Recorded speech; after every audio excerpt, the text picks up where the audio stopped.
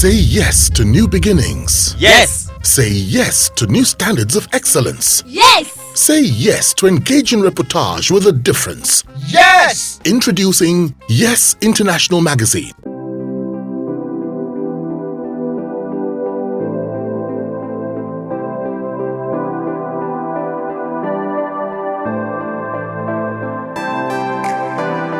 Let me tell you a story. A couple of days back, I have a younger friend, somebody really close to me, that a friend that I really admire, I cherish. And she wrote a novel maybe like about 3 or 4 years back, and she sent it to me. But of course, I was busy, I couldn't look at it. So a few days ago, she asked me again, bros, when are you going to help me look at this book now? I said, Omo, I don't have time. I don't have time. She said, I said, seriously, I don't have time. But are you ready to spend money? And I said, like how much? And I said, it doesn't come for free. I am going to get an editor for you who will look at the book, and then they. So she said, okay, I should find out for her. So I sent it to one of my editor friends. They looked at it.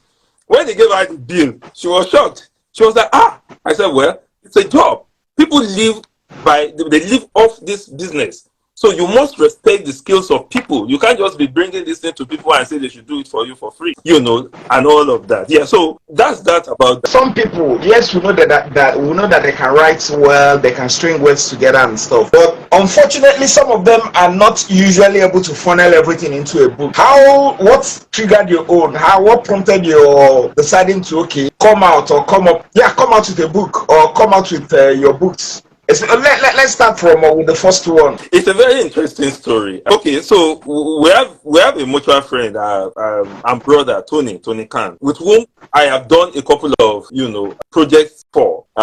He is a writer. He's done so many books, and a lot of times I've been in the background a couple of times for some of the projects that I was doing, and we were supposed to do it for an institution that I did public relations for, and they said they were going to they were having an anniversary and they wanted to do a book, and so I said to them that okay, yes, and they liked me so much, and they said they wanted me to do the book for them. So we packed ourselves, myself and Tony and Kweju, and we went to do a presentation for this organization. Of course, we had their book, that my friends had done. We had their books, and they looked at the book after we did and they were like, where is the book that has your name, Mr. Niran? And I was like, I don't understand. We do this thing together. These are my friends. I was actually working in Radiate at that time, and they said, well, okay, we've heard you, we'll get back to you. And we never heard from them. So I was furious. And I said to myself that, goodness, but I can write. I mean, I've done this. So I said, okay, yeah, so I'll do a book. And then, so when we do the book, we will see that at least nobody can tell me that again. And so I remember that the first book I did, I was in my bathroom on that, and the idea, I had seen The Visit, a movie directed by Funke Fayoni. I had seen The Meeting by Niran Adedokun, and then I saw Kemi Adetiba's the Wedding Party.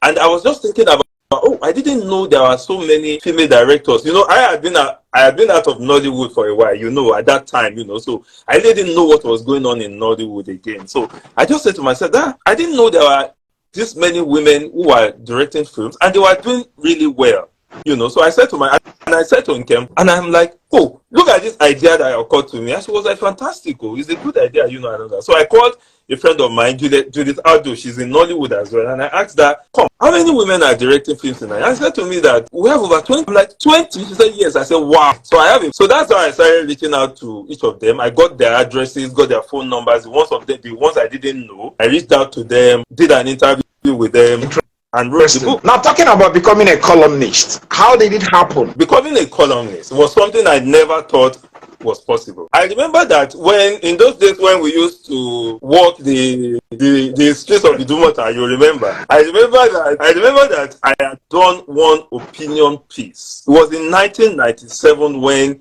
they released Glamour Girls Part 2. And the way Nigerians reacted to the film, if you remember the way they reacted.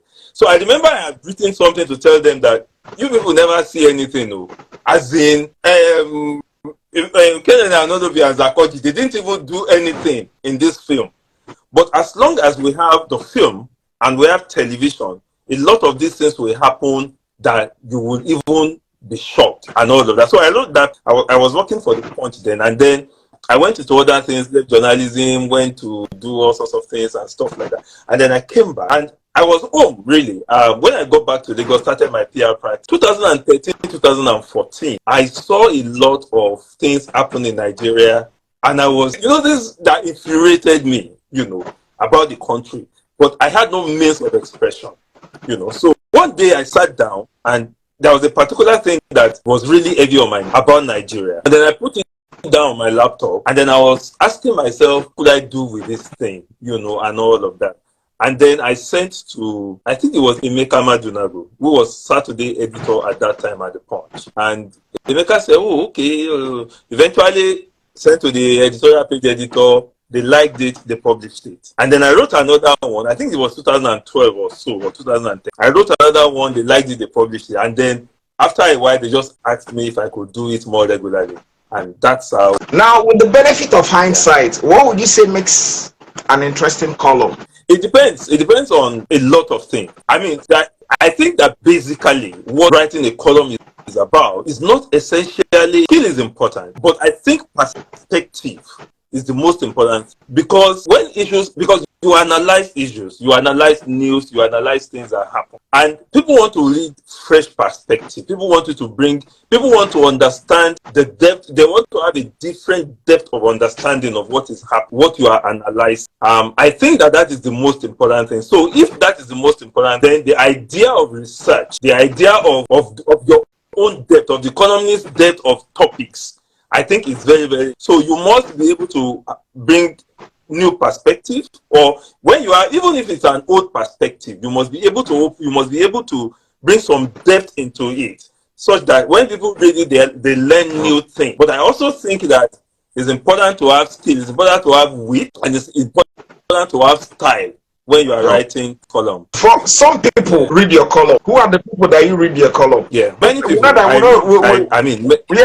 mention the names. Let's hear. You want me to? Of course. That's why I asked the question. Okay, Waziri Adio. I may not be able to remember him. Waziri Adio. I read Waziri Adio. I read Stephen Wosu. I read Simon Kolawole. I read Lasisi Olagunju, Dr. Lasisi Olagunju. I read Abimbola Adelakun. I read Tunde Odeshola. I read so many people, quite a number of people but these guys that I've mentioned to you now, I read them almost on a weekly basis, Okay. Religiously, yes. Every week I read what they have to say about the Nigerian situation. Sometimes I don't agree with their perspectives, sometimes, but I learn something every time. Now, which has been the most controversial column or edition of your column that you've read? I can't tell, but I know that, something about, maybe there may not be so much controversy about what I write, because I am deliberate about something that I do with my column. Usually I talk a lot about topical issues, but I have made up my mind that I am not going to be partisan in what I write, and that my interest will be the Nigerian. I worry that Nigerians really don't understand this country belongs to them, and that they are the ones who can make or mar democracy. So my commitment most of the time in what I write is to draw the attention of Nigerians to the fact that politicians are not your fathers, politicians are not your bosses, politicians are actually your servants. You pay them to do a job for you. So you have the right to question them. You have the right to fire them when they don't behave well. You do yourself a disadvantage when you get tasked or fall in love with politicians to the extent that when they do wrong, you can't tell them. The fact that you have voted a politician this year, you love him so much you vote for him, does not mean that in 2024, when he fails to deliver, you cannot look him in the face and tell him you are wrong. This is the problem that I have with Nigeria. So my own commitment a lot of times is just to look at Nigerians, not defend politicians, not tell people things that they should do, but to just draw the attention of Nigerians to the fact that, look, wake up. If you want Nigeria to change, the people must be more alert about what politicians say. So maybe because of that, I really don't have a lot of controversy. But sometimes people assume that I support this or I'm supporting that. And so when I so when I remember, especially in the 2014, 2015 era, I I was one of the people who felt that this Buhari regime would be a disaster. And I didn't hide my feelings about it at all. But because one was campaigning, you know how hot it was at that time between people who are supporting PDP. People will say you are supporting me. I had no interest up till now. Even now, I don't care who wins this election. I'm just interested in who will move Nigeria forward. It was the same thing for me 2014, 2015. I could tell, I thought a lot of people were blinded by emotions at that time. But there were telltale signs of what administration was going to become. But people didn't see it. So I guess that, this is the way it is. So sometimes when I criticize APC, APC people will say PDP has paid you. When I write to criticize Atiku or somebody, they will say, so I just don't bother myself about this criticism. I'm just focused on, and I keep saying it that my interest is in raising the consciousness of Nigerians to realize that the survival of democracy and the development of Nigeria actually rests in their hands, not in the hands of the